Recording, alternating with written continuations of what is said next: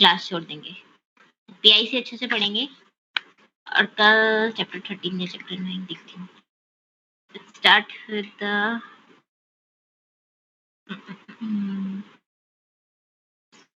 wait, just I'm sharing something.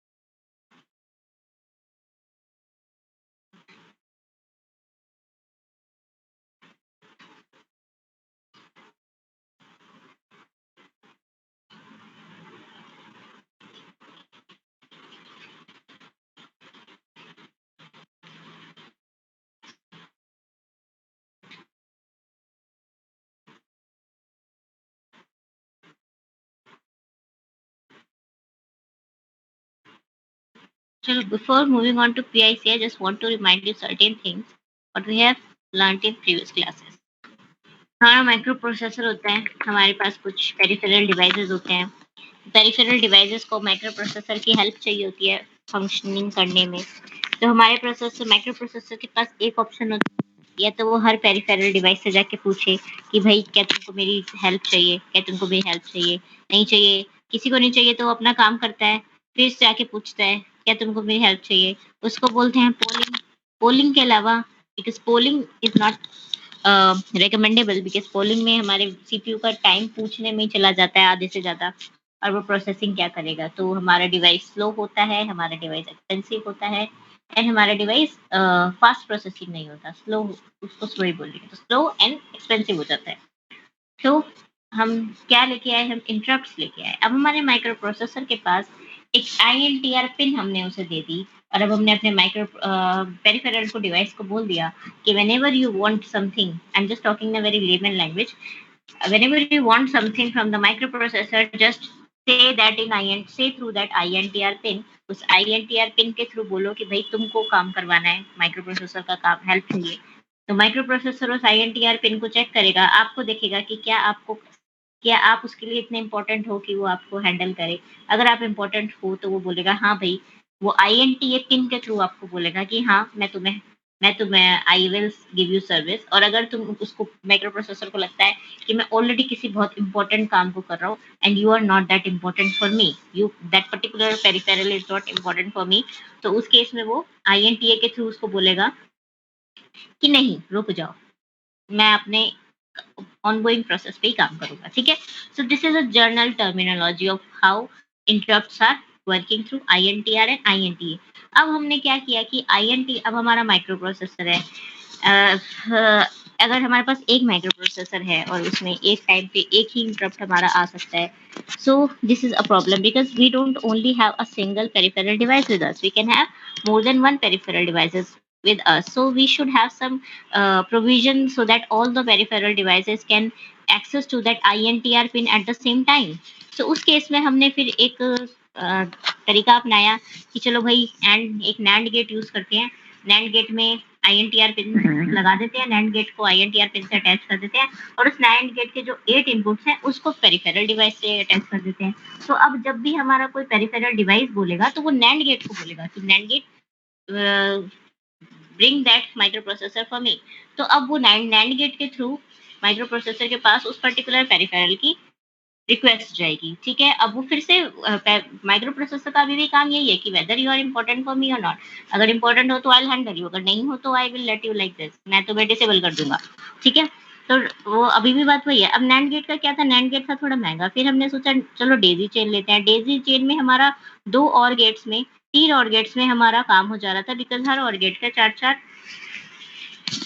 Peripheral devices को हम connect कर रहे थे। तो उसमें हम काम वही कर रहे थे, एक और गेट में हम 4 डिवाइसेस लगा दे रहे थे, एक और गेट में 4 डिवाइसेस लगा रहे थे। एक बार में कोई एक और गेट हमारा एक्टिव होगा, उस एक्टिव में से कौन सा पेरिफेरल डिवाइस एक्टिव है वो फिर से वही काम होगा। तो काम वही हो रहा है, जस्ट सर्किट चेंज हो रहा है। लेकिन ये भी काम जो था, that both of the ways were limited to 8 peripheral devices। अब if I am in a workstation, तो मेरे पास ज़रूरत तो नहीं है 8 पेरिफेरल डिवाइस हो, या फिर मैं नॉर्मल कंप्यूटर की बात करूँ तो there can be more than 8 peripheral devices like at the same time. So पहली चीज़, these things were costlier.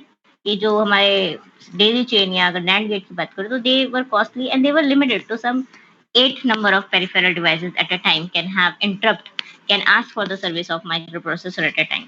So हमारे पास आया 8259A PIC, program interrupt controller. अब प्रोग्राम इंटरप्ट कंट्रोलर क्या है? ये अपने में एक चिप है, ठीक है?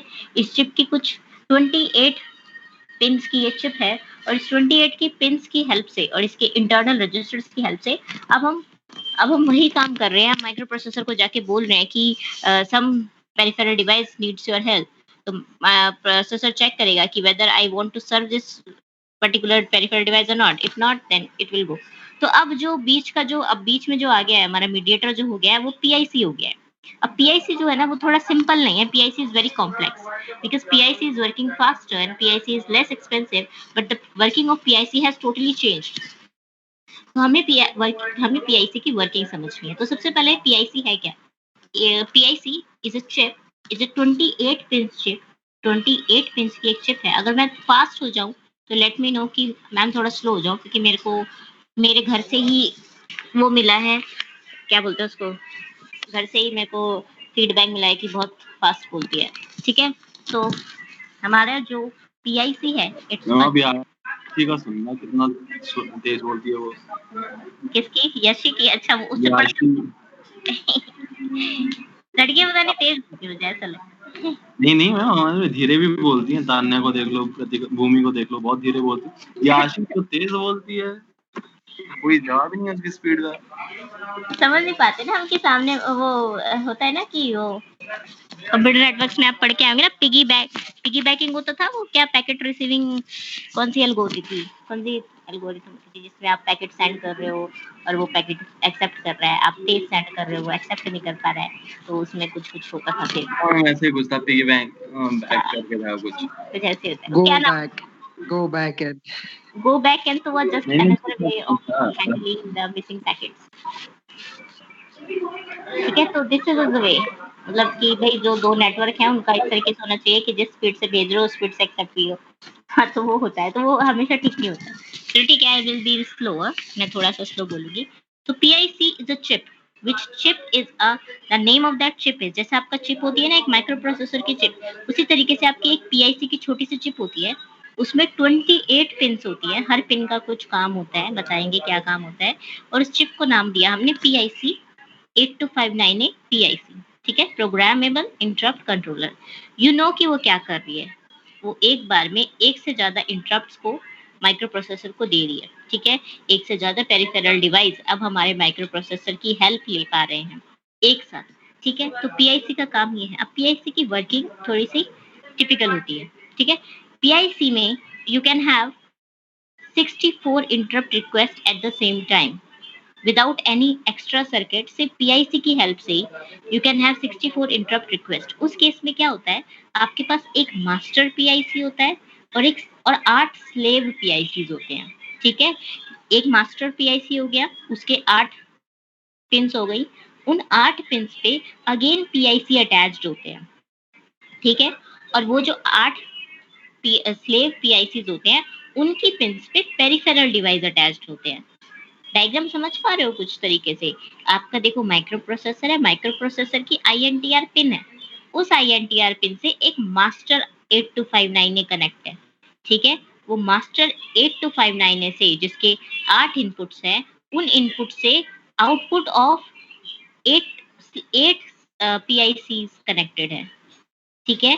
तो अब मास्टर के किसी एक इनपुट से स्लेव का कोई एक पीआईसी जो है वो इंटरप्ट जनरेट करवाएगा कि भाई मेरे सपोज स्लेव ए, स्लेव बी, स्लेव सी है, तो स्लेव ए ये बोल रहा है कि मेरे से जो 8 पेरिफेरल डिवाइस कनेक्टेड है उनमें से कोई एक रिक्वेस्ट कर रहा है, उस मास्टर को जाके बोलेगा कि मास्टर ये पर्टिकुलर मेरा कोई पेरिफेरल डिवाइस जो है वो रिक्वेस्ट कर रहा है, फिर मास्टर जाके माइक्रो प्रोसेसर को बोलेगा, ठीक है?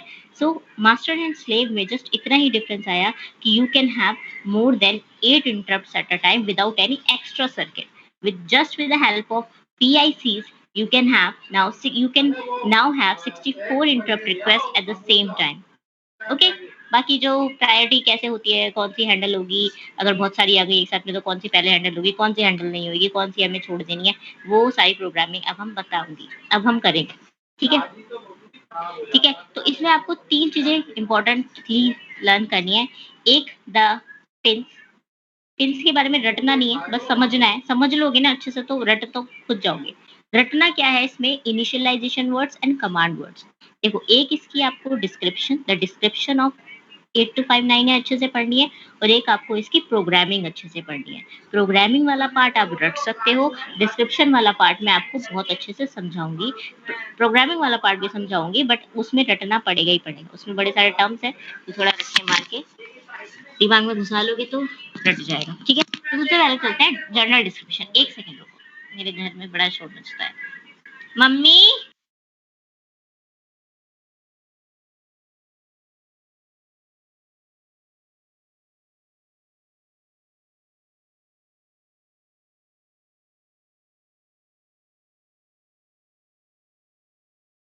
हाँ जी, तो हम जर्नल डिस्क्रिप्शन की बात कर रहे थे। ठीक है, your this is your 8259, this is how the chip looks like. ठीक है, CS10, IR0, IR1, D1000, ASCS, WDRN सबके बारे में बताऊंगी क्या करते हैं। ठीक है, अभी बहुत हॉट सा लग रहा होगा, बट एक बार समझ लोगे तो बहुत आसानी से लर्न कर पाओगे। अभी जस्ट इसका पढ़ो, मैं आपको एक और पीडीएफ खोलूंगी, उसमें अच्छे से बताया हुआ है। 8259 is easy to connect to the microprocessor. All of the pins are direct connection except the CS pin, which must be decoded, and the WR pin, which must have an input-output bank right pulse. ये मैं आपको यहाँ से नहीं बताऊंगी, ये मैं आपको देखो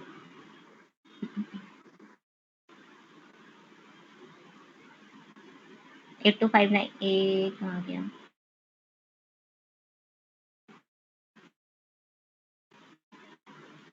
8259 की ये पीडीएफ। ठीक है, this is a block diagram of your, दिख रहा है, this is a block diagram of your 8259A। यहाँ पे एक कंट्रोल लॉजिक होता है, एक डेटा बस बफर होता है, एक रीड राइट लॉजिक होता है, एक कैस्केड बफर होता है, एक IRR होता है। जो क्वेश्चन पूछा जाता है ना, वो इन रजिस्टर्स के बारे में पूछा जाता है। IMR क्या होता है, ISR क्या होता है, IRR क्या होता है।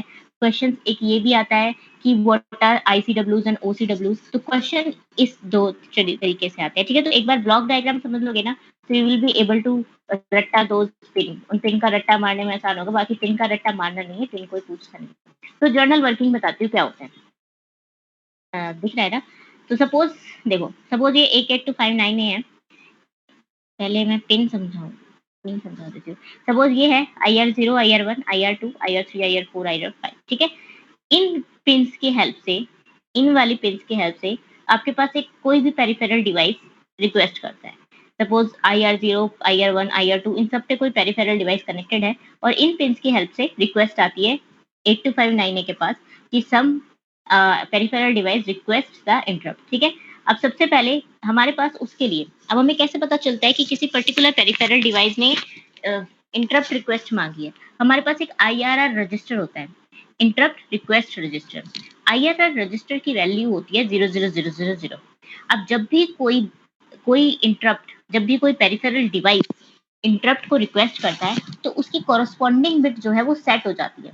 सपोज मेरी जीरोथ ने रिक्वेस्ट को इंटरप्ट रिक्वेस्ट करी, तो उसकी कॉरस्पॉन्डिंग बिट यानी फर्स्ट बिट जो है वो 1 हो जाएगी।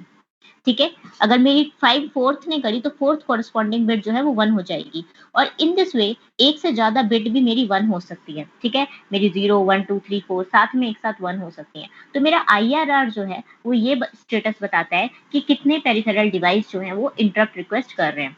अब एक बार मेरे पास इंटरप्ट आती है, तो मेरा INT पिन क्या करता है, ये मेरा INT पिन है। This INT pin is connected to the, this is an output pin of 8259A, and it is giving output to the INTR pin, the input INTR pin of microprocessor, that some interrupt has been come, that को एक interrupt आई है। ठीक है, confuse तो नहीं हो रहे, फिर से बताती हूँ। ये आपका पूरा 8259A है, इसके थ्रू पेरिफेरल डिवाइस ने इंटरप्ट रिक्वेस्ट जनरेट करी, ठीक है। कितने पेरिफेरल डिवाइस ने या किस पेरिफेरल डिवाइस ने इंटरप्ट रिक्वेस्ट जनरेट करी, उसके कॉरस्पॉन्डिंग हमारे पास एक रजिस्टर होता है जिसका नाम होता है interrupt request register. Interrupt request register में वैल्यू उस कॉरस्पॉन्डिंग उस वाले पेरिफेरल डिवाइस के कॉरस्पॉन्डिंग बिट की वैल्यू सेट हो जाती है, ठीक है, जिसने इंटरप्ट जनरेट करी होती है। सपोज मेरी 5 और 6 ने इंटरप्ट जनरेट करी है, तो मेरी 5th and 6th corresponding bit जो है वो 1 सेट हो जाएगी, 1 1, बाकी सारी 0 रहेंगी। तो द मोमेंट कोई बिट 1 सेट हुई, मेरी INT पिन जो है वो INTR पिन से कहती है कि भाई इंटरप्ट आई है, ठीक है।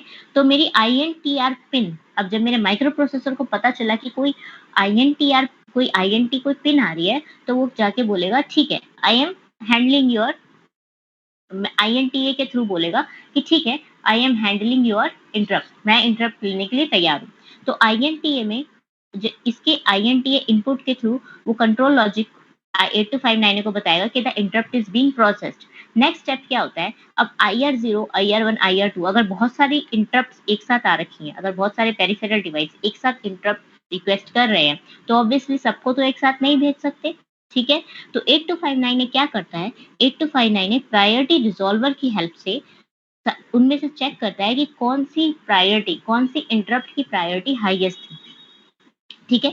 सपोज 0 1 2 3 4 5 6 में से सारी की सारी हाई थी, तो वो चेक करेगा कि किसकी हाईएस्ट प्रायोरिटी है। सपोज 4th की प्रायोरिटी हाईएस्ट है, सपोज इन सारी 8 की 8 इंटरप्ट्स में से 4th was having the highest priority, तो प्रायोरिटी रिजॉल्वर क्या करेगा, इन सर्विस रजिस्टर में 4th बिट को सेट कर देगा, ठीक है।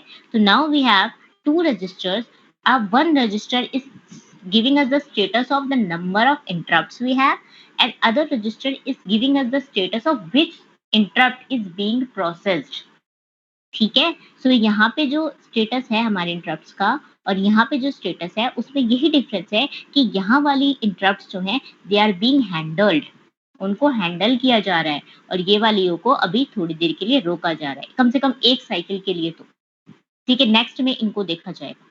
लेकिन जो सबसे पहले हाईएस्ट है, प्रायोरिटी रिजॉल्वर ने सबसे पहले हाईएस्ट इंटरप्ट पकड़ी, उसको इन सर्विस रजिस्टर में डाला और भेज दिया अपने माइक्रो प्रोसेसर, ठीक है। तो सेकंड INTA पल्स में जो कि हमने इंटरप्ट का वो डायग्राम देखा था ना, पल्स वाला, साइकिल्स वाला, तो INTA के जो फर्स्ट पल्स में जब उसने बोला कि हाँ ठीक है, आई am handling your interrupt, second में वो डेटा बस के थ्रू आपको इंटरप्ट रिक्वेस्ट वेक्टर भेज देगी कि इस पर्टिकुलर सर्विस रूटीन पे जाके इस पर्टिकुलर रिक्वेस्ट को हैंडल करना है, ओके। तो this is how the working of 8259 is run, okay. कुछ कंफ्यूजन लगी? मास्क रजिस्टर रह गया। मास्क रजिस्टर क्या करता है, मास्क रजिस्टर क्या करता है कि if my 8259A internally wants to disable some interrupt, अगर वो इंटरनली, नॉट माइक्रो प्रोसेसर, अगर वो इंटरनली चाहता है कि certain interrupt should be disable for some time, that उस केस में मेरा इंटरप्ट मास्क रजिस्टर काम करता है। इंटरप्ट मास्क रजिस्टर क्या करता है, उसके भी इन पेरिफेरल डिवाइसेस के कॉरस्पॉन्डिंग उसके पास भी बिट्स होती हैं, और जोन जोन से बिट्स सेट होती हैं यहाँ पे, वो इंटरप्ट जो होते हैं वो डिसेबल होते हैं, ठीक है। ठीक है, ये क्वेश्चन आता है ISR क्या होता है, IRR क्या होता है, और IMR क्या होता है, ये क्वेश्चन बहुत बार आया हुआ है। 8259A में सबसे ज्यादा इंपॉर्टेंट ये 3 रजिस्टर्स ही हैं, ISR, IRR एंड IMR, और उसके बाद आते हैं ICWs एंड OCWs। ये ब्लॉक डायग्राम तो नहीं पूछेंगे आपसे, बहुत बड़ा हो जाएगा, और ये है भी नहीं आपकी बुक में, ठीक है। तो किसी को डाउट है तो एक बार पूछो जरा, बाकी फिर बताती हूँ read write logic and cascade buffer comparator क्या होता है। Let me explain again because we don't want to run from something, that is the only thing I want to cover today. There are 8 peripheral devices connected to my 8259A through these pins IR0, IR1, IR2, ठीक है।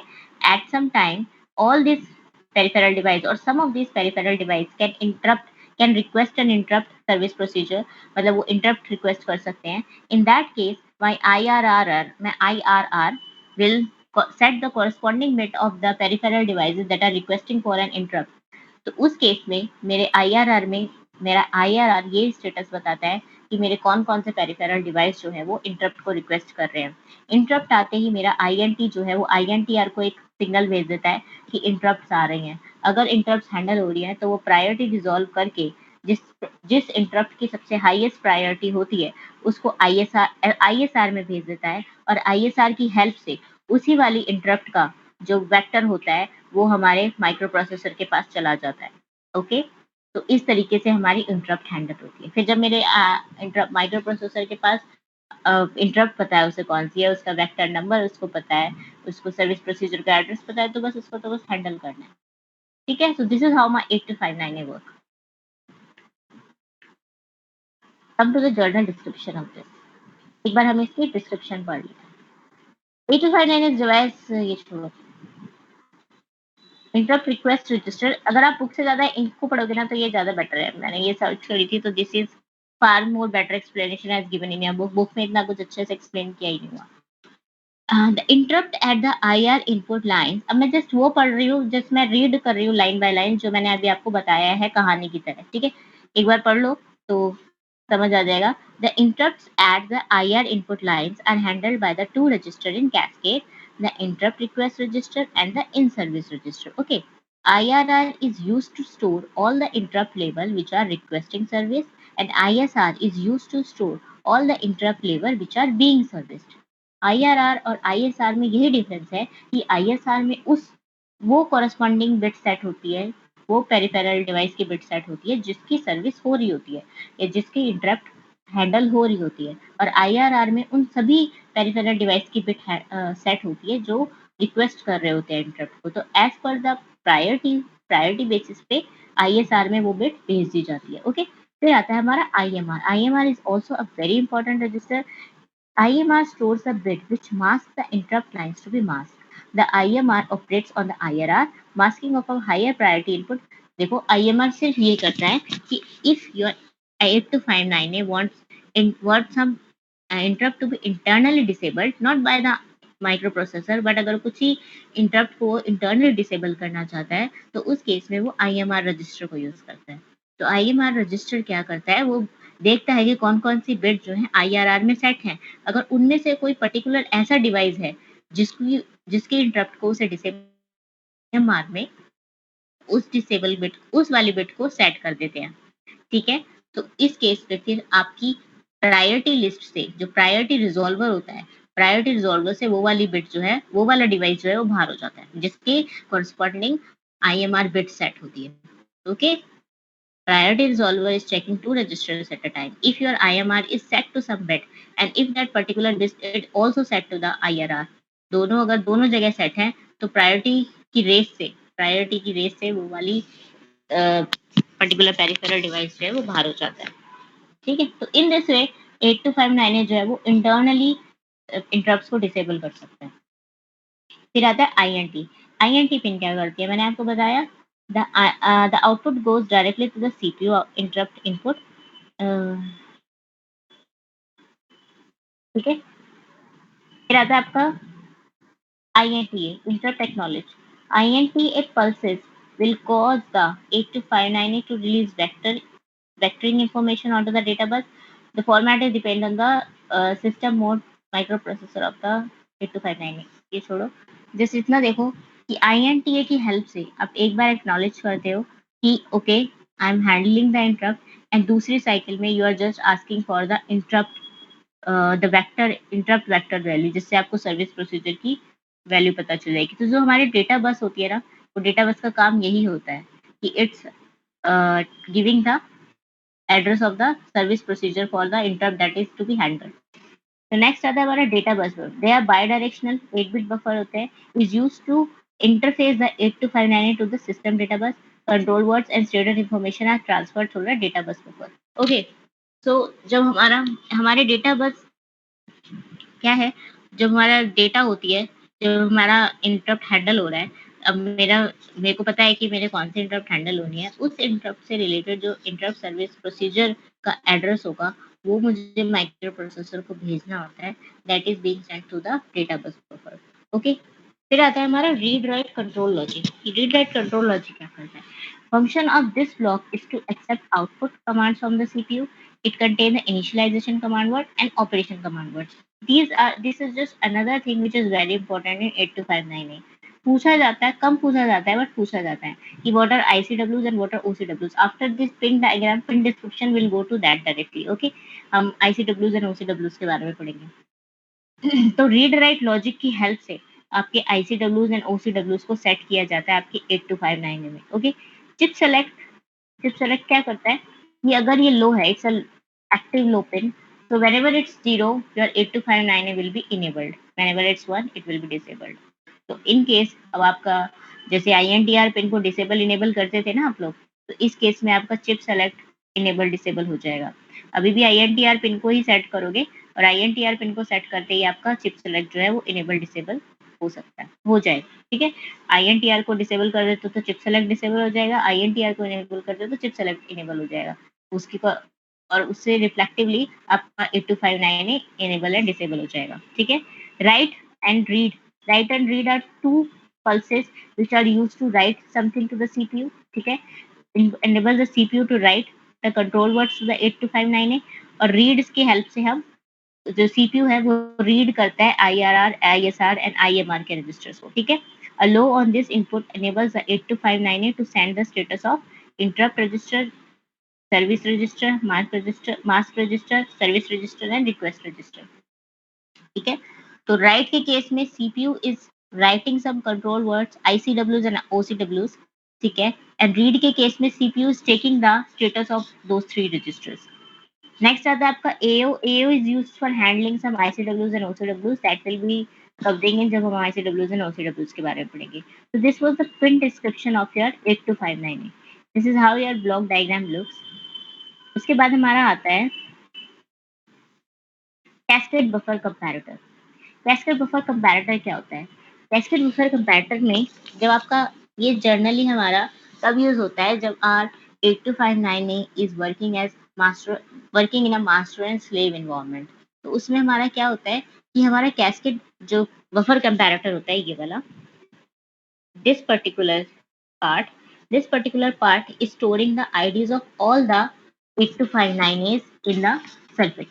जितना भी आपको वो circuit है ना master slave का, उसमें जितनी भी 8259As है उनकी IDs ना इस कैस्केड बफर में स्टोर होती हैं. ठीक है, तो वो ID जब भी सपोज एक मास्टर है और एक स्लेव है, तो जब भी हमारे पास कोई स्लेव कोई इंटरप्ट रिक्वेस्ट के लिए इंटरप्ट किसी सर्विस के लिए रिक्वेस्ट करता है, इंटरप्ट सर्विस के लिए रिक्वेस्ट करता है, तो हमारे मास्टर का काम क्या होता है, उस आईडी को हमारे माइक्रो प्रोसेसर पे भेजना.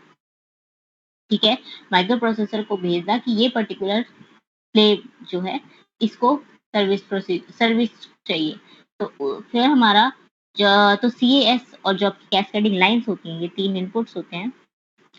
इन 3 इनपुट्स के हेल्प से हम वो पर्टिकुलर स्लेव का एड्रेस जो है माइक्रो प्रोसेसर को भेज देते हैं कि ये पर्टिकुलर स्लेव जो है ये हमारा इंटरप्ट रिक्वेस्ट कर रहा है.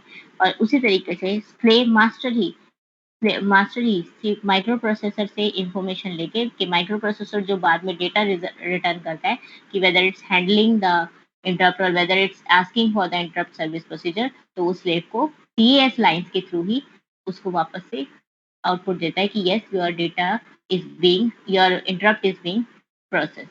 Okay, so this particular block is only used when your circuit is working as when your 8259 is working in a master and slave environment. तो अब इसको एक बार पढ़ लो. देखो, this function block stores and compares the IDs of all 8259 is used in the system. The associated 3 pins CS0 से 2 are outputs when the 8259 is used as master and are inputs when the 8259 is used as a slave. ठीक है, as a master, the 8259A sends the ID of the interrupting slave device onto the CAS02 lines. The slave thus selected will send its pre-programmed service address onto the data bus during the next 1 or 2 consecutive INTA pulses. Okay, बात समझ में आई? अगर आपको INTA का वो diagram याद है तो आपको पता होगा ना कि INTA पल्सेस जब तक एक्टिव रहता था तब 2 पल्स में, पहली पल्स में वो एक्नॉलेज करता था कि yes particular interrupt is being handled, और सेकंड पल्स में वो ये डेटा को मांगता था कि give me the vector number, वो give me the vector address कि किस पर्टिकुलर सर्विस प्रोसीजर, किस पर्टिकुलर सर्विस रूटीन पे जाके मुझे इस इंटरप्ट को सर्विस करना है। तो ये वही बता रहा है, बिल्कुल सिंपल सी है कि आपका एक मास्टर होगा, एक स्लेव होगा। मास्टर सिर्फ ये बताता है माइक्रो प्रोसेसर को कि किस वाले स्लेव ने इंटरप्ट रिक्वेस्ट करी है, सर्विस रिक्वेस्ट की है। और स्लेव, जब वो स्लेव को पता चल जाता है कि that is it's being handle, तो वो अपने सर्विस प्रोसीजर को, अपने उस एड्रेस को मास्टर को भेज देता है थ्रू दो CAS लाइन। ओके, और मास्टर जो है उसको आगे भेज देता है कम माइक्रो प्रोसेसर को। ओके, कंफ्यूज हो गए? गायब हुआ कुछ? कुछ गायब नहीं हुआ? I will share this PDF. Taki, no one's asking you ki what are these buffer, what is this CAS lines, but for your own understanding, I'm going in that deep. मैं इतना डीप में आपके book में इतना deep में नहीं है। Book में दैट्स वेरी सिंपल लैंग्वेज में ये है, ये है, वो है, वो है। ठीक है, बट आपको समझ आ जाए, that's why I am going so deeply. जिस समझ में आता है ना तो रट्टा मारना इजी हो जाता है, क्योंकि this is a thing of रट्टा। ये रट्टा की चीज है। मेरे ख्याल से ISR, IMR, IRR जो है, it has been asked innumerable of times. तो अगर बिना रट्टे के, अगर बिना समझे रट्टा मारोगे तो इट्स क्वाइट कॉम्प्लिकेटेड। बट अगर आपको समझ में आ गया कि what it actually working, so it makes it easier for you to cram it. ठीक है, तो हटके थोड़ा इसीलिए बता रही हूँ जिससे कि आपको रट्टा मारना इजी हो जाए। ओके, बाकी आई विल एक्सप्लेन अगेन, एक बार और एक्सप्लेन करूंगी। फिलहाल अभी जस्ट फ्लो के साथ पढ़ते जाओ। ठीक है, एक बार इंटरप्ट सीक्वेंस देख लेते हैं। यहाँ पे हम फोर्थ के बाद, यहाँ पे 4 लाइन यहाँ से नहीं शुरू करेंगे, because this is for 8085 and we are studying 8086। तो 1 2 3 एंड 4 5 6 हम इस तरीके से करेंगे। तो इवेंट कैसे कर होते हैं, ठीक है, देखो। One or more of the interrupt request lines are raised high, setting the corresponding IRR bits. Clear है? कोई एक कोई एक या एक से ज्यादा पेरिफेरल डिवाइस ने सर्विस को रिक्वेस्ट किया, तो उसके कॉरस्पॉन्डिंग बिट जो है IRR में हाई हो गई। ठीक है, the 8259A evaluates these requests and sends an INT to the CPU if appropriate. वो चेक करता है whether the interrupts are valid. अगर वैलिड है तो वो क्या करता है, INT CPU को नोटिफाई करता है कि इंटरप्ट्स जनरेट हुई है भाई। ठीक है, third step, the CPU acknowledges the INT and responds with an INTA pulse. CPU जो है जैसे ही देखता है कि कुछ इंटरप्ट आई है, वो उसको INTA pulse के थ्रू एक्नॉलेज करता है। ठीक है, moving on to this, we'll come into this because we are going for 8086. Upon receiving an INTA from CPU, अब जैसे ही 8259 को INTA acknowledge मिला CPU से, the highest priority ISR bit is set। तो प्रायोरिटी रिजॉल्व करके ISR में highest priority bit को set कर देता है and the corresponding IR bit is reset. और उससे रिलेटेड जो IRR बिट थी उसको रीसेट कर देता है कि दोबारा से जब सेकंड नेक्स्ट टाइम हम इंटरप्ट को हैंडल करें, तब दोबारा से वो इंटरप्ट वही वाला डिवाइस इंटरप्ट ना कर पाए। ओके, ठीक है, the 8259A does not drive the data बस ड्यूरिंग दिस साइकिल। इस टाइम पे जो है डेटा बस का कोई काम नहीं होता। डेटा बस का काम होता है सेकंड INTA पल्स में। ठीक है, द 8086 भी initiate a second INTA pulse. अब ISR बिट सेट हो गई, अब वो सेकंड INTA पल्स मांग रहा है। उस INTA पल्स के टाइम पे जो आपका 8259A है, वो डेटा बस में वो सर्विस प्रोसीजर का एड्रेस डाल देता है और आपके माइक्रो प्रोसेसर को सेंड कर देता है। Now your micro processor has everything कि कौन से इंटरप्ट हैंडल करनी है, उसका एड्रेस क्या है। अब बस वो अपने सारी चीजों को साइड में रख के स्टैक में स्टोर करके उस इंटरप्ट को हैंडल करेगा। ठीक है, this completes the interrupt cycle. इससे आप, ये होती है आपकी पहली इंटरप्ट साइकिल कंप्लीट। ओके, ये आपने साइकिल डायग्राम पढ़ा हुआ है। साइकिल डायग्राम से थोड़ा कोरिलेट करने की कोशिश करो तो you will get to know कि कैसी चीजें हो रही हैं। आपको पता है INTA की 2 पल्सेस होती हैं। INTA जब तक एक्टिव रहता है वो 2 पल्सेस में काम करता है। पहली पल्स में वो एक्नॉलेज करता है, दूसरी पल्स में उसको डेटा मिल जाता है। ठीक है, अब होता है आपका एक ऑटोमेटिक एंड ऑफ इंटरप्ट। अगर in the automatic end of interrupt mode the ISR bit is reset at the end of second INTA pulse. ठीक है, पहले एक साइकिल के बाद, एक साइकिल मतलब 2 INTA पल्सेस के बाद आपकी जो ISR बिट है, ऑटोमेटिक एंड ऑफ इंटरप्ट अगर केस है, तो उस केस में अपने आप सेट हो जाएगी, अपने आप रीसेट हो जाएगी। 1 थी तो 0 हो जाएगी। ठीक है, Otherwise, the ISR bit remains set until an appropriate end of interrupt command is issued at the end of the interrupt subroutine. ठीक है, अभी end of interrupt और automatic end of interrupt का कैसे पता चलता है? This is the work of ICW or OCWs. This is how, this is where OCWs come in picture. Operational command words. Operational command words बताते हैं कि कौन सी इंटरप्ट को ऑटोमेटिकली बंद करना है या किसको पर्टिकुलर टाइम पे बंद करना है, किसको डिसेबल करना है, किसको रोटेट करना है, अभी वो पढ़ेंगे। ठीक है, बट उसको पढ़ने से पहले ये बताओ, this is the journal programming of your 8259A। क्या ये समझ में आई? किसी को भी कहीं डाउट हो? चले show you that diagram which we did earlier. मैं आपको डायग्राम भी दिखा देती हूँ, कौन से डायग्राम की मैं बात कर रही हूँ।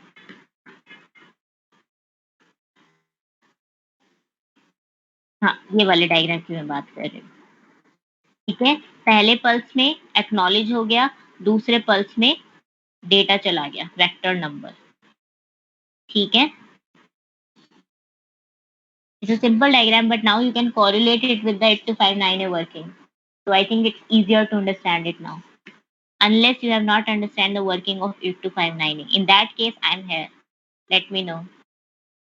It's very obvious that some of you will not get it at first because it's not something that you come across every day. Even if we talk of your computer science subject, this is this was so deep because this is what electrical students do, not us. So let me know if you having any problem in facing this. Otherwise, I'll just revise it again. मैं एक बार फिर से कहानी की तरह समझाती हूँ।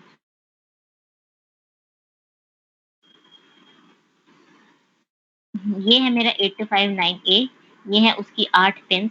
ये 8 पिंस जो है IR0123, ये किन्हीं 8 पेरिफेरल डिवाइसेस से कनेक्ट है। इन 8 पेरिफेरल डिवाइसेस में से कोई भी पेरिफेरल डिवाइस जो है वो इंटरप्ट जनरेट कर सकता है और एक से ज़्यादा पेरिफेरल डिवाइस जो है वो इंटरप्ट जनरेट कर सकता है।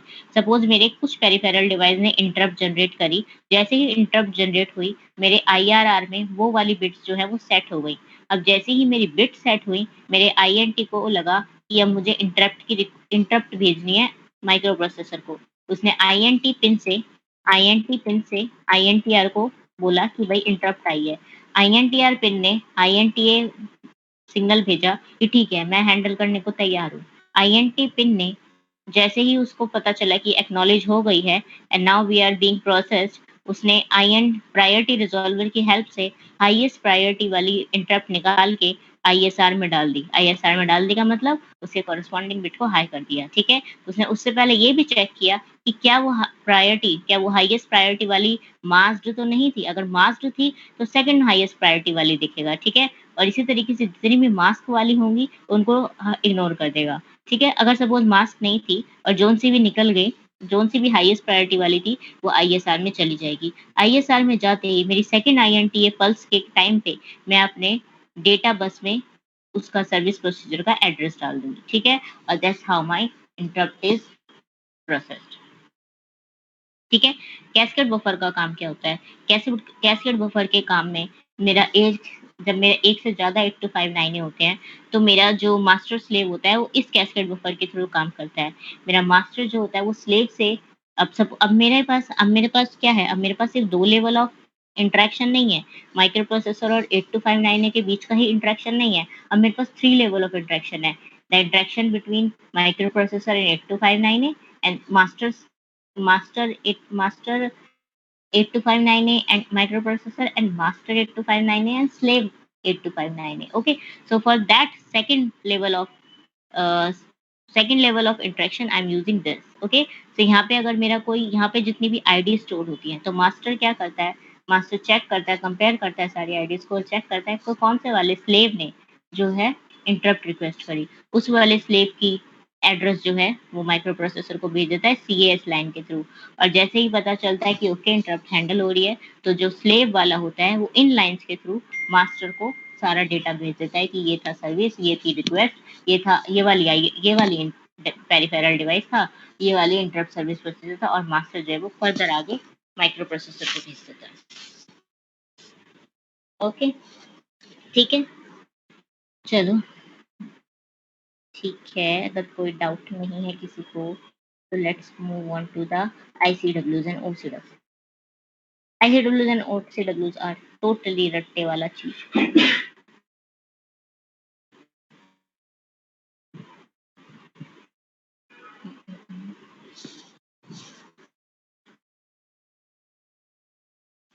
ICWs and OCWs are programming of 8259A. Programming of 8259A. ठीक है, प्रोग्रामिंग ऑफ 8 अरे programming of 8259A is done in two phases. It's done in two phases. One is the phase where we program the initialization command words. These words are programmed before the 8259A is set to work. 8259 काम करने से पहले जो उसकी काम किया जाता है ना, कि जब जैसे उसको चालू कर, जैसे आप कोई मशीन बनाते हैं ना, जैसे मूवीज में, तो मूवीज में मशीन को ऑन करने से पहले जो थोड़ी बहुत प्रोग्रामिंग होती है, that programming in 8259A is done using ICWs.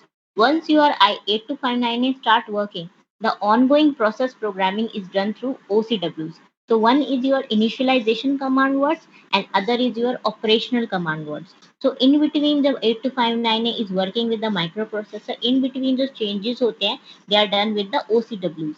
And उससे पहले 8259 के काम करने से शुरू होने से पहले जो काम होते हैं वो ICWs होते हैं. You need to know that once your interrupt is being handled, your ICW is your 8259 is off.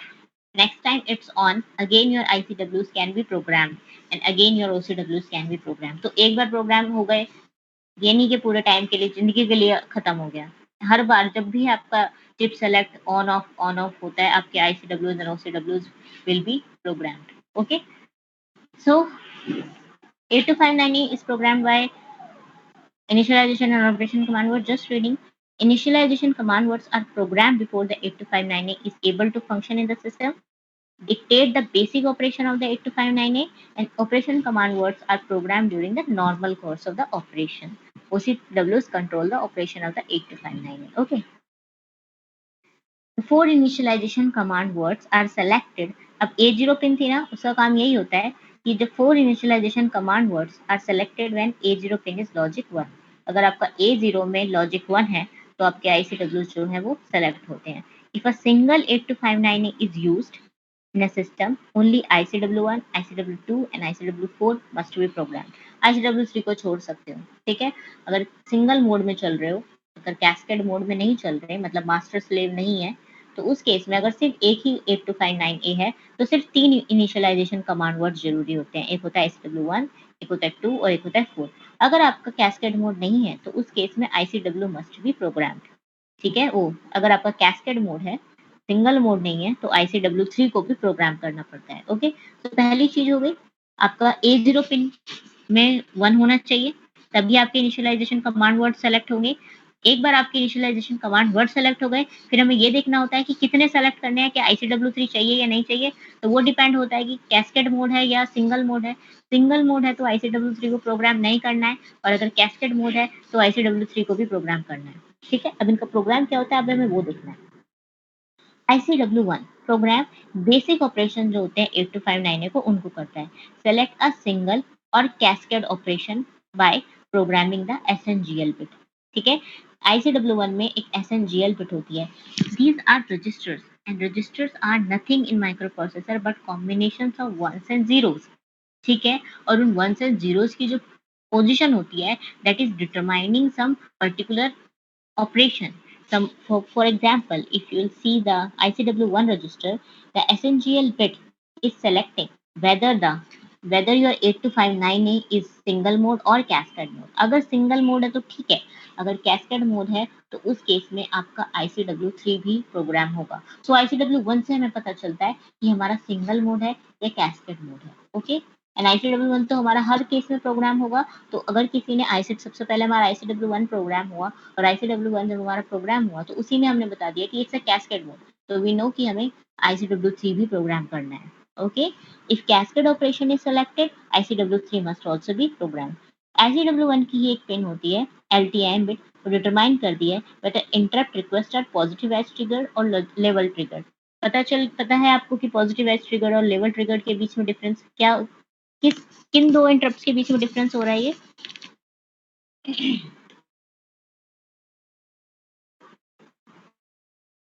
ICW1 कौन सी दो इंटरप्ट्स के बीच को डिफरेंशिएट कर रही है? कौन सी दो इंटरप्ट्स होती हैं जो एक पॉजिटिव एज होती है, एक लेवल एज होती है, लेवल ट्रिगर्ड होती है। पॉजिटिव एज ट्रिगर्ड होती है, एक लेवल ट्रिगर्ड होती है। भूल गए? NMI एंड INTR, है ना? तो जस्ट वो ये चेक कर रहा है कि whether the interrupt request input are positive edge triggered और लेवल ट्रिगर्ड। NMI है मतलब नॉन मास्केबल है, तो it should not be cancelled.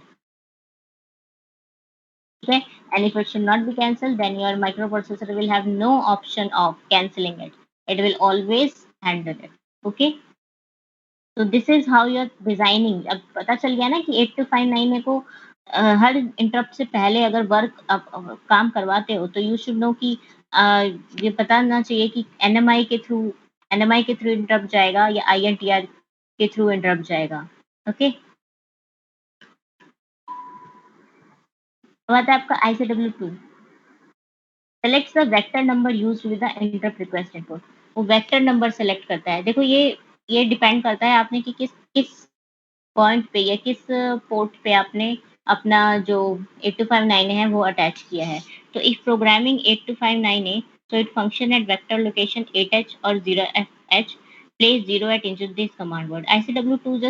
ICW2 initialization सिर्फ उसका काम यही होता है कि वो एक चीज बताता है कि your 8259 is working at this particular port, और उस पर्टिकुलर पोर्ट का स्टार्टिंग एड्रेस जो है वो उस कमांड वर्ड में स्टोर करके रखता है। ठीक है, अगर ये प्रोग्रामिंग फॉर वेक्टर 70h या 77h के केस में कर रहा है, जैसे 70h या 77h से स्टोर पोर्ट पे काम कर रहा है, तो 70h इसमें होगा। सिमिलरली अगर 80h या 80h और 87h के पोर्ट पे काम कर रहा है तो इस कमांड वर्ड में 80h होगा। मतलब बिगिनिंग एड्रेस ऑफ, ये कैसे पता चलेगा कि हमारा 8259 है किस पोर्ट एड्रेस पे काम कर रहा है, तो उस पोर्ट एड्रेस का बिगिनिंग एड्रेस जो होता है वो आपका इस कमांड वर्ड में सेलेक्ट हो, इस कमांड वर्ड में स्टोर होता है। ओके, नेक्स्ट आता है आपका ICW3 is used when ICW1 indicates the system is operated in cascade mode। ठीक है, कंडीशनल है। अगर आपका कैस्केड मोड है तो उसी केस में आपका ICW3 जो है वो काम करता है। ठीक है, अगेन ये फिर से आपका डिपेंड करता है कि आपने किस तरीके से अटैच किया हुआ है। तो ये वाली फिगर्स हैं, ये फिगर्स हैं, अगर आप इसको नहीं भी रटोगे तो it's okay, because this is depending on this particular figure 12.8 which is showing you that how the 8259 is connected to some port address। ठीक है, तो उसी के बेस पे अगर देखो, this ICW indicates where the slave is connected to the master। Suppose your wherever your 8259 is connected, in that case you just need to know the where the slave is connected to the master। To program ICW2 for this connection in both master and slave, place 04CH in ICW3। ये figure 12.8 के corresponding बता रहा है और इन्होंने trigger नहीं दी हुई है। You can leave this part, this part is totally circuit wise। ठीक है, we can leave this part, but ये just again इसका काम से यही होता है कि ये आपको अगर आपका सपोज अगर आपका सिंपल एक ही 8259 है तो आपका ICW2 वो सिंपली आपको बता रहा है कि वेयर दैट 8259 इज स्टोर्ड, उसका पोर्ट एड्रेस क्या है। लेकिन अगर आपका एक से ज्यादा 8259 है, आपका मास्टर है, स्लेव है, तो मास्टर एंड स्लेव के पोर्ट एड्रेस को बताने के लिए आपका ICW3 चाहिए होता है। ठीक है, तो उस केस में अगर आप 1218 फिगर 1218 बुक में देखेंगे, क्या है बुक में देखना, उसका जो भी पोर्ट एड्रेस होगा उससे रिलेटेड आपका ICW3 में मास्टर एंड स्लेव कहाँ कहाँ कनेक्टेड होंगे वो आपको ICW3 बताएगा। ओके, तो सर्किट वाली चीज है, सर्किट वाली चीज आप छोड़ सकते हो, सर्किट कोई नहीं पूछता कंप्यूटर साइंस में, जस्ट वर्किंग। तो सिंपल ये वाली लाइन जरूर लिखना अगर ICW3 आपको एक्सप्लेन करने को आ जाए कि it is used only when ICW1 indicates that the 8259 is in cascade mode। Okay, it's that only selected and it indicates where the slave is connected to the master। Everything else is that figure specific। Okay, ठीक है, इतना लिखना है आपको, या master तक पूरा लिखना है। मास्टर तक पूरा लिखोगे you will get the full mark। Don't go in the circuiting thing, we don't connect circuits in computer sciences, so we can leave this part। Next is ICW4 description। ICW4 is programmed for use with the 8086 to Pentium 4 processors, and the rightmost bit must be logic 1 to select operation with them। ठीक है, remaining bits are programmed as follows। अगर 8086 से Pentium 4 के processor के साथ आप काम कर रहे हो तो उस केस में ICW4 आपका 0, ICW4 की right most bit should be 1 and the remaining bits are following function. SFNM selects the special fully nested mode operation if logic is 1 placed in this bit.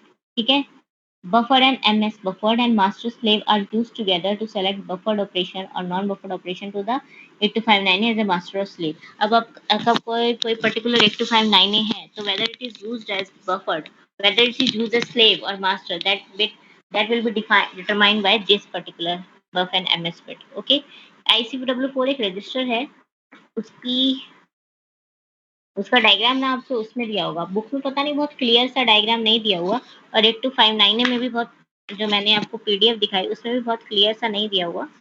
बाकी ये बिट्स हैं, मैं आपको एक बार इनकी फोटो दिखाती हूँ किस तरीके से हैं।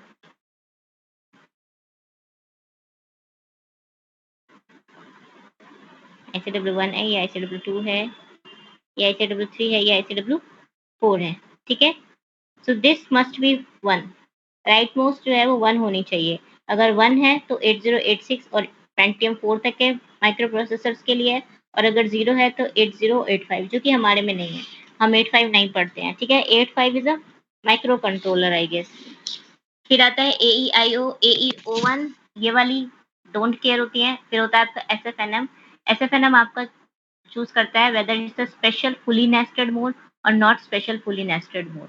ठीक है, फुली नेस्टेड मोड में whether it's working under some other, कोई इंटरप्ट के अंदर इंटरप्ट अलाउड है या नहीं, और इंटरप्ट के अंदर इंटरप्ट अलाउड नहीं है तो it this bit will be of. Okay, next आता है आपका बफर, ये आपको सेलेक्ट करता है whether it's a buffer non buffered mode, non buffered mode है तो क्या ये सब स्लेव है या फिर ये मास्टर है। फिर आती है आपकी AEOI, ये चेक करता है कि वेदर जो एंड ऑफ इंटरप्ट है वो ऑटोमेटिक है या फिर नॉर्मल है। ऑटोमेटिक है तो जैसे ही उसका इंटरप्ट जो है वो हैंडल हो जाएगी, वो खुद बंद हो जाएगी, और अगर नॉर्मल एंड ऑफ इंटरप्ट है तो उस केस में it will accept some command to and that interrupt that you will get in operational command words. ठीक है, अगर आपका AEOI सेट नहीं है, अगर वो 0 है, तो आपका एंड ऑफ इंटरप्ट जो है वो किसी तरीके से होगा, वो किस तरीके से होगा वो OCW बताएगा आपको। ठीक है, सो दिस इज ICW4।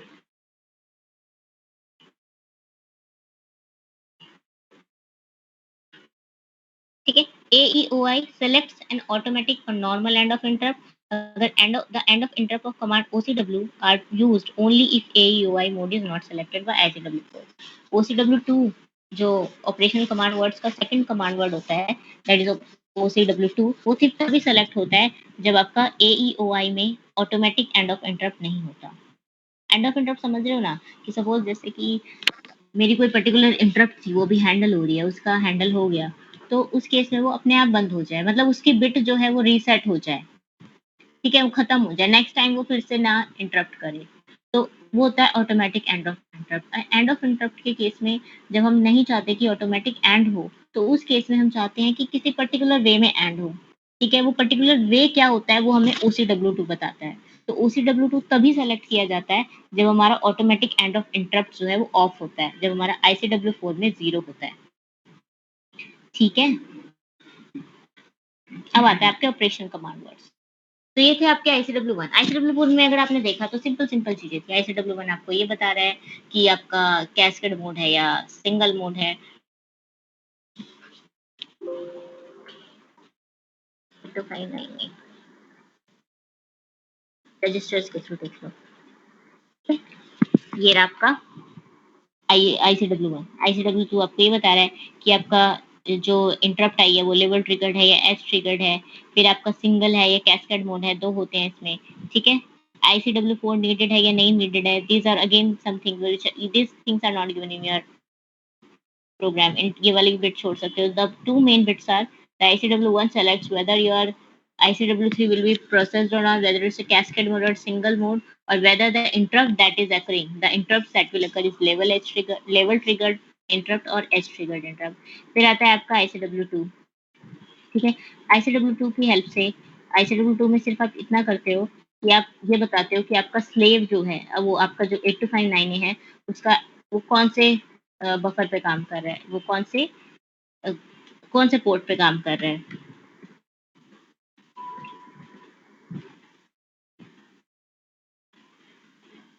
ठीक है, जैसे कि ये वाला था, जैसे हमारा 70 से 70 तो 70 जो होगा उस पे स्टार्ट होगा। ICW3 जो है, अगर हमारा single mode cascade single mode है तो ICW2 चल जाएगा खाली, लेकिन अगर हमारा कैस्केड मोड है तो उस केस में हम ICW3 यूज करते हैं, ये बताने के लिए कि हमारे बाकी स्लेव्स और बाकी के स्लेव्स जो मास्टर है वो तो ठीक है, मास्टर अभी हमें अभी भी ICW2 से पता चल जाएगा, बट स्लेव्स का एड्रेस कहाँ स्टोर्ड है वो हमें ICW3 से पता चलता है। फिर हमारा ICW2 which is some general purposes, ICW3 से हमें ये पता चलता है कि whether my particular 8259 is a master और अ स्लेव, और उस केस में क्या वो फुली नेस्टेड मोड है या नेस्टेड मोड नहीं है, फुली नेस्टेड मोड नहीं है या नेस्टेड मोड है। मतलब अगर एक इंटरप्ट आ रही है और दूसरी इंटरप्ट आती है जो कि हाई प्रायोरिटी की है, तो क्या मेरी जो अभी इंटरप्ट है वो बंद होके दूसरी को लेगी, ठीक है, या पहले इसी वाले को प्रोसेस करेगी और दूसरी वाले को बाद में प्रोसेस करेगी। तो वो पता चलता है फुली नेस्टेड मोड है या फुली नेस्टेड मोड नहीं है। नेक्स्ट मेरी आती है AEOI बिट, इसमें इंपॉर्टेंट होती है। AEOI बिट मेरी यही बताती है कि एक बार एक इंटरप्ट हैंडल हो गई तो क्या वो ऑटोमेटिकली रीसेट हो जाएगी या किसी वे में रीसेट होगी, वो किस वे में रीसेट होगी वो हमें OCW बताता है। तो अगर ये 1 है तो कोई प्रॉब्लम नहीं है, अगर ये 0 है तो OCW2 हमें OCW2 को प्रोग्राम करना इंपॉर्टेंट हो जाता है। ठीक है, नेक्स्ट आता है आपका ऑपरेशन कमांड वर्ड्स, लास्ट है ऑपरेशन कमांड वर्ड्स। ठीक है, इनिशियलाइज कर दिया एक बार आपने बता दिया कि आपका स्लेव कहाँ स्टोर था, स्लेव अगर वो आपका 8259 कहाँ स्टोर्ड है, आपका कैस्केड मोड है, सिंगल मोड है, कैस्केड मोड है तो आपका स्लेव्स कहाँ पे स्टोर्ड है, ये सब आपने बता दिया। आपकी जो इंटरप्ट्स हैं वो ऑटोमेटिकली एंड होनी है या किसी वे में एंड होनी है, ये सब कुछ अब आपने बता दिया। नेस्टेड मोड है या नेस्टेड मोड नहीं है। अब आपको प्रोसेसिंग करवानी है। ठीक है, अब ये जब आपका 8259 है काम करना शुरू कर देगा, उस काम के बीच में जो चीजें रिक्वायर्ड होंगी वो आपकी OC वर्ड्स के थ्रू होंगी। ठीक है, ऑपरेशन कमांड वर्ड्स क्या काम करते हैं, ये use to direct 8259 operation once program with ICW. OCWs are selected when the A0 pin is at logic 0. ठीक है, A0 पिन में 1 था तो ICW वर्ड की प्रोग्रामिंग होती थी, और A0 अगर 1 0 है तो ऐसी OCW वर्ड्स की प्रोग्रामिंग होगी। Except OCW1 which is selected when A0 is logic 1. इसमें एक एक्सेप्शन है कि OC1 जो है it is selected when A0 is logic 1. उसका एक रीजन है, वो भी आपको पता चलेगा। OCW1 is used to set and read the interrupt mask register. OCW1 की हेल्प से जो हम इंटरप्ट मास्क रजिस्टर्स हैं उसको रीड करते हैं। ठीक है, सपोज कोई इंटरप्ट आई, इंटरप्ट में हमारे पास IRR रजिस्टर तो हमारा सेट है। अब हमें अगर हमें OCW1 सपोज आई वांट कि मेरा certain interrupts are to be disabled, तो I will put in OCW1 whether IMR is to be read or not. अगर IMR रीड करना है तो हमें OCW1 की प्रोग्रामिंग करनी होती है, और OCW1 की हेल्प से हम इन इंटरप्ट मास्क रजिस्टर को रीड करते हैं। When the mask bit is set, it will turn off the corresponding interrupt input that you know. The mask register is read when OCW1 is read. जब OCW1 को read किया जाता है तब आपका मास्क रजिस्टर रीड होता है। Because the state of the mask bits is unknown when 8259 is first initialized, OCW1 must be programmed after programming the ICW1 upon initialization. ठीक है, so we don't know कि which interrupts are to be disabled. Suppose आपकी एक cycle खत्म हो गई, आपके फिर से ICW इनिशियलाइज होंगे, फिर से आपका OCW1 होगा। तो सपोज अगर मैंने चाहा कि मेरी पहली जो अभी इस साइकिल में जो मेरी इंटरप्ट पर्टिकुलर इंटरप्ट हैंडल हुई है वो फिर से ना आए, और मुझे चांसेस हैं कि वो आ सकती है, तो I can disable it using the IMR, and for that IMR to be read I have to program OCW like that. तो OCW जो है मेरा IMR को रीड करेगा, उस वाले इंटरप्ट को डिसेबल कर देगा, और दूसरी साइकिल में मेरी वो वाली इंटरप्ट तो नहीं आएगी। Okay, so this is the use of OCW1. Now OCW2 is programmed only when the AEO I जो है वो आपकी सेलेक्ट नहीं, वो 0 होती है, मतलब ऑटोमेटिक एंड ऑफ इंटरप्ट जब आपका नहीं है तो आपका OCW बताता है कि आपका इंटरप्ट जो है वो एंड कैसे होना है। अब वो बड़े सारे तरीके होते हैं, देखो ये सब नहीं रटना। अगर आपको OCW2 की डेफिनेशन लिखने को आती है आएगी तो सारे OCWs की आएगी, तो उसमें बस इनका नाम भी लिख दोगे ना, non specific end of interrupt, specific end of interrupt, roll on specific end of interrupt, तो वो भी काफी रहेगा। ओके, और थोड़ा थोड़ा डिफाइन भी कर दोगे, बाकी ये फुल रटने की जरूरत नहीं है, इट्स टू मच। तो non specific end of interrupt क्या होता है, command sent by the interrupt service procedure to signal the end of interrupt. किसी पर्टिकुलर इंटरप्ट के टाइम पे कमांड सेंड की जाती है माइक्रो प्रोसेसर को कि that particular interrupt is to be stopped, stop handling this interrupt. Suppose अब वो क्योंकि ऑटोमेटिक एंड तो नहीं हो रहा है, ऑटोमेटिकली तो वो बिट रीसेट नहीं हो रही है, तो उस केस में वो सेट है तो दोबारा भी आ सकती है, तो तब तक जब तक आती रहेगी तब तक उसको हैंडल करते रहेंगे। तो end of non specific end of interrupt से क्या होता है, you just using particular interrupt bit, उस इंटरप्ट बिट के रिगार्डिंग आप एक कमांड वर्ड सेंड कर रहे हो कि that particular interrupt is to be stopped, end of interrupt करो, एंड कर दो इस इंटरप्ट, रीसेट कर दो। ठीक है, नेक्स्ट आता है 8259 ए, 8 नेक्स्ट नहीं, इसी में देखो, command sent by the interrupt service procedure to signal the end of the interrupt. ठीक है, 8259 A determine which interrupt level was active and reset the correct interrupt status bit register। तो वो ये चेक करता है कि कौन सी इंटरप्ट हैंडल हो रही थी, जोन सी भी हैंडल हो रही थी उसको रीसेट कर देता है। Resetting the bit allows the interrupt to take action again और a lower priority interrupt to take effect. तो इससे क्या होता है कि जो हाई प्रायोरिटी थी, क्योंकि वो ऑटोमेटिकली तो एंड हो नहीं रही थी, तो ऑब्वियसली वो बार बार आ रही होगी, तो बार बार हैंडल भी हो रही होगी, तो एक बार अगर वो एंड ऑफ इंटरप्ट हो गया, उसका नॉन स्पेसिफिक एंड हो गया, तो उस केस में लोअर प्रायोरिटी की इंटरप्ट जो है वो आ सकती है। तो this is that's why it's important. Next आता है आपका specific end of interrupt, a command that allows a specific interrupt request to be set। इस केस में अब आपकी वो पर्टिकुलर किसी इंटरप्ट के लिए, सिर्फ किसी पर्टिकुलर इंटरप्ट के लिए उसका एंड ऑफ इंटरप्ट कर देता है। ठीक है, कि अगर सपोज मेरी IRR में कुछ बिट सेट हैं, ठीक है, कभी कोई हैंडल भी नहीं हुई है, तो उस केस में OCW specific end of interrupt की हेल्प से क्या होगा कि मैं किसी पर्टिकुलर बिट को रीसेट कर दूंगी बिना उसके हैंडल हुए, तो वो स्पेसिफिक एंड ऑफ इंटरप्ट होता है। A command that allows a specific interrupt request to be reset, exact position determined with bits L2 and L0। OCW की L2 and L0 से पता चलता है कि कौन सी बिट्स को स्पेसिफिकली ऐड करना है। ठीक है, तो YRR की वो वाली बिट जो है वो रीसेट हो जाती है even if it has not been handled. Next आता है आपका OCW3 rotate on non specific end of interrupt. Suppose आपने किसी पर्टिकुलर इंटरप्ट को जो हैंडल हो रही थी उसको बंद कर दिया, अब आपने उसको रोटेट भी कर दिया। अब अगर उसकी सबसे हाईएस्ट प्रायोरिटी थी तो अब उसकी सबसे लोएस्ट हो जाएगी, और इवेंचुअली सब्सिक्वेंटली आपकी जो बाकी इंटरप्ट थी उनकी इंटरप्ट लेवल जो है एक एक नंबर इंक्रीज हो जाएगा। ठीक है, so this is your non specific rotate on non specific end of interrupt. Rotate मतलब प्रायोरिटी रोटेट कर दो, जो हाईएस्ट थी उसकी लोएस्ट कर दो, जो लोएस्ट थी उसकी हाईएस्ट कर दो, और सबकी इंक्रीज कर दो 1 पॉइंट। ठीक है, तो it exactly works at the non specific end of interrupt. जो अभी पर्टिकुलर हैंडल हो रही है इंटरप्ट, उसी को रीसेट करता है। रीसेट करने के साथ साथ उसकी प्रायोरिटी को भी कम कर देता है। जो स्पेसिफिक एंड ऑफ इंटरप्ट था, जो non specific end of interrupt था, उस केस में आपकी सिर्फ रीसेट हो रही थी, प्रायोरिटी चेंज नहीं हो रही थी। रोटेट और non specific end of interrupt में वो रीसेट भी हो रही है, उसकी प्रायोरिटी भी चेंज हो रही है। ओके, नेक्स्ट आता है आपका rotate on automatic end of interrupt, a command that selects automatic end of interrupt with rotating priority. जैसे ही ये पर्टिकुलर केस तब के लिए जब आपका ऑटोमेटिक एंड भी होगा। ठीक है, ऑटोमेटिक एंड भी आपने किया कि जैसे ही एक पर्टिकुलर इंटरप्ट जो है वो हैंडल हो गई, उस केस में जब हैंडल होने के बाद उसको रीसेट भी करो, उसको रीसेट नहीं, उसकी प्रायोरिटी चेंज कर दो।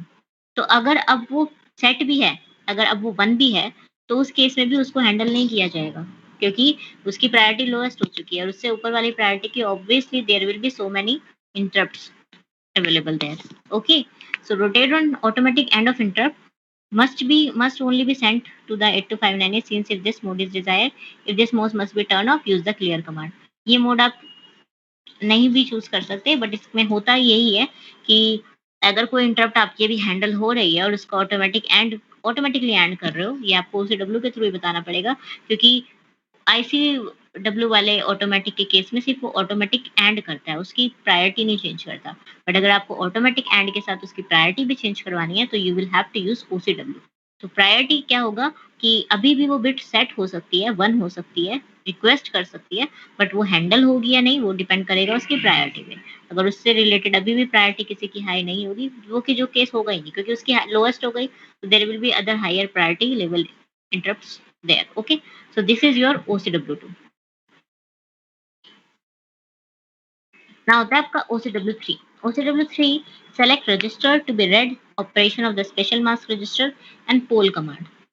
ठीक है। अब मैंने आपको बताया था there are ISR, there IMR और पोल कमांड एक रजिस्टर होता है। पोल कमांड का बस काम इतना ही होता है कि जो भी इंटरप्ट आई है वो वैलिड है या नहीं। अगर वैलिड नहीं है तो वो उसको डिस्कार्ड कर देता है। ठीक है। बाकी आपका ISR, IMR आपको पता है कि वो क्या करता है। ISR and IRRN and IMR, तो उन रजिस्टर को रीड करने का काम आपका OCWC का होता है। ठीक है। अगर पोलिंग सेलेक्टेड है, the P bit must be set and then output to the 8259A। OCW3 में एक P bit होती है। अगर पोलिंग आपने सेलेक्ट की है तो वो P bit सेट होगी और उससे जो भी आपकी इंटरप्ट आएगी वो पहले चेक करेगा कि ये वैलिड इंटरप्ट है या नहीं। कहीं इनवैलिड हुई तो उस केस में वो इंटरनली ही उसको डिस्कार्ड कर देगा। ठीक है। तो right most 3 bits of the word indicates the active interrupt request with the highest priority. The left most bit indicate करती हैं कि whether this information is valid और नॉट। अगर वैलिड नहीं है तो वो अपने आप डिस्कार्ड कर देगा। ठीक है। तो पोलिंग कैन बी सेट और reset. Polling can be set और क्लियर ऑल्सो। पोलिंग जरूरी नहीं है हर बार पोलिंग सेट ही हो, it can be cleared also. जरूरी नहीं है कि आपकी हर बार वैलिड इनवैलिड ही इंटरप्ट आए। अगर आपको श्योर है, अगर आपका माइक्रो प्रोसेसर श्योर है कि there are no valid interrupt, तो in that case P bit will be off. ठीक है। फिर आते हैं आपके वो रजिस्टर जो OCW3 के थ्रू रीड किए जाते हैं। उसमें से आपका स्टेटस रजिस्टर। 3 तरह के स्टेटस रजिस्टर होते हैं जिनके बारे में मैं आपको ऑलरेडी बता चुकी हूँ। एक होता है IRR, एक होता है ISR और एक होता है IMR। IRR का काम क्या होता है? उन बिट्स को हाई रखना जिन बिट्स के कॉरेस्पॉन्डिंग आपके पेरिफेरल डिवाइस की सर्विस रिक्वेस्ट आई है। ISR का काम क्या होता है? उस वाली बिट को हाई रखना जिस बिट की सबसे हाई प्रायोरिटी है, जिस पेरिफेरल डिवाइस की सबसे हाई प्रायोरिटी है। और IMR क्या करता है? उन बिट के कॉरेस्पॉन्डिंग हाई होता है जिन पेरिफेरल डिवाइस की थ्रू हमें सर्विस को डिसेबल करना है, जिन पेरिफेरल डिवाइस के इंटरप्ट्स को हमें डिसेबल करना है। ठीक है। तो ये तीनों words are read by your OCW3। ठीक है। पोल command word is optional. You can use it or you cannot use it. If you are using it, P bit must be high. If you are not using it, P bit must be 0. ठीक है। That's it for your हाँ, खत्म हो गया, बस इतना ही है। 8259A में दैट्स वाज ऑल। अब बताओ मुझे कोई दिक्कत 8259A में, किसी को ऐसे जिसके बिल्कुल सर से निकल गया। I am not starting anything else. बाकी कहानी की तरह तो आई ट्राइड माय बेस्ट कि आपको कहानी के जैसे समझा दूँ तो शायद समझ में आ जाएगा। सबको समझ में आ गया क्या? कर लेंगे मैम। नहीं समझ में आया?